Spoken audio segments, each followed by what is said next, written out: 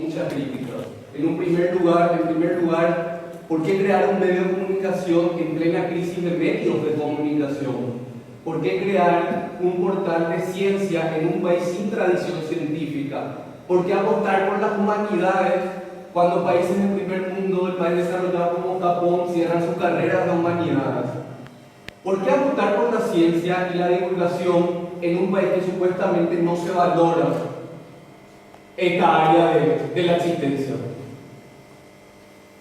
Y bueno, entonces me puse a ver, siempre leemos The Guardian, que es uno de los principales portales de información que tiene el mundo y al que podemos acceder gratuitamente, y en donde, por cierto, leí los últimos trabajos de la Universidad Nacional de Australia acerca del desplazamiento humano que va a implicar el cambio climático en las próximas décadas en esa zona del mundo.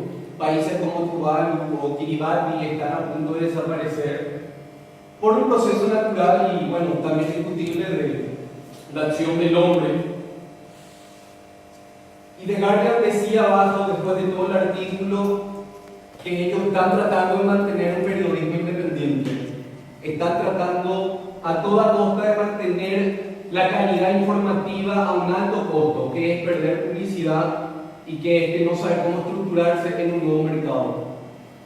Y decía The Guardian que a partir de ahora iba a limitar los donativos para todos los lectores, asiduos lectores que tienen, y los lectores siguen creciendo, o sea, hay evidencia que la gente está consumiendo muchísima información, mucha más que hace apenas 5 años, a pesar de toda la balanza que hay, la gente sigue consumiendo muchísima información. Entonces nosotros vemos como uno de los mayores portales del mundo está en plena crisis, pero sigue apostando por la información. Entonces nosotros decimos desde Sudamérica, ¿por qué no?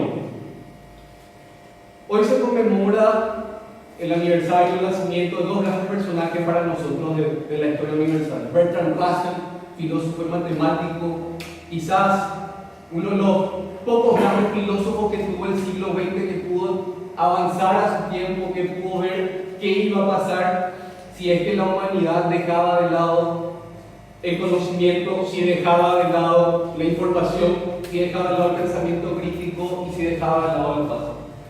Fue junto con Albert Einstein uno de los principales propulsores de este manifiesto del año 55, unos pocos meses antes de que muera Albert Einstein, que es histórico, y hoy le recordamos a él no solamente como un gran intelectual, no solamente como una persona de principios intachables, sino como un gran ser humano.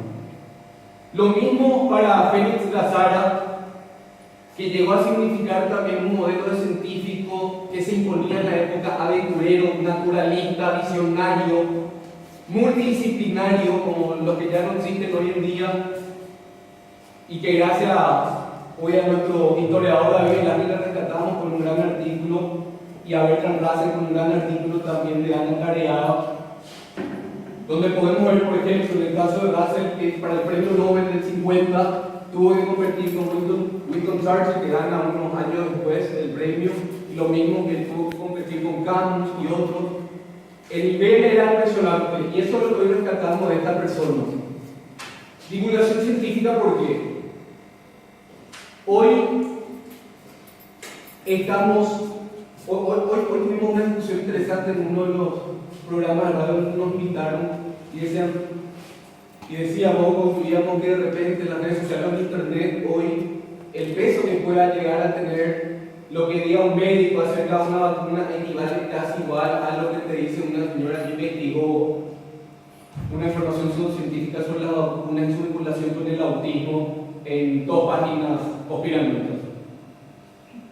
Entonces tenemos la tarea y la misión de hacer periodismo científico de calidad, periodismo científico de primer nivel y un nivel de divulgación que por sobre todas las cosas no olvide que somos seres humanos.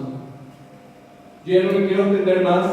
Yo no sé si este era el futuro que veía Isaac Asimov y que tanto nos ayudó a imaginar o ver otra forma de concebir la vida, lo mismo a los fanáticos de Star Trek o de Star Wars. Este es el futuro que ellos no sé si avisoraron, este es el presente que hoy tenemos. y este es el presente donde Conciencia del Sur y con un grupo de profesionales de 7 países, al final cerramos con 7 países, nos pueda decir la evidencia sale a la luz y la verdad no se puede ocultar. Muchísimas gracias hoy por estar con nosotros.